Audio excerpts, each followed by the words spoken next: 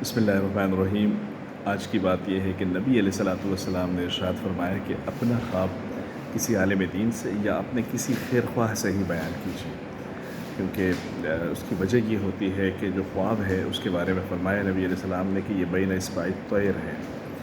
اور اس کی معبر جس طرح تعبیر کرتا ہے اسی طرح وہ ہو جاتی ہے۔ اس لیے سنجیدہ شخص سے، عالم دین سے، اور جو آپ کا خیر خواہ ہو اس سے اس کی تعبیر بیان کیجیے۔ اور حضرت یوسف علیہ الصلوۃ والسلام کے جو واقعہ ہے کہ اس میں جب دوسرے آدمی نے کہا کہ میری یہ جو تعبیر آپ نے فرمائی ہے مجھے قبول نہیں ہے، ایکسیپٹ نہیں کرتا ہوں، تو انہوں نے فرمایا قضی الامر الذی فیہ تستفتیان، جس خواب کے بابت آپ لوگوں نے پوچھا تھا اس کے حوالے سے فیصلہ اب ہو گیا، جو تعبیر ہم نے بتا دی وہ ہو گیا معاملہ۔ تو اس سے ہمیں یہ پتہ لگتا ہے کہ اپنے خواب کی جو تعبیر ہے اور خواب ہے اسے ہر کسی کو نہ بتایا جائے،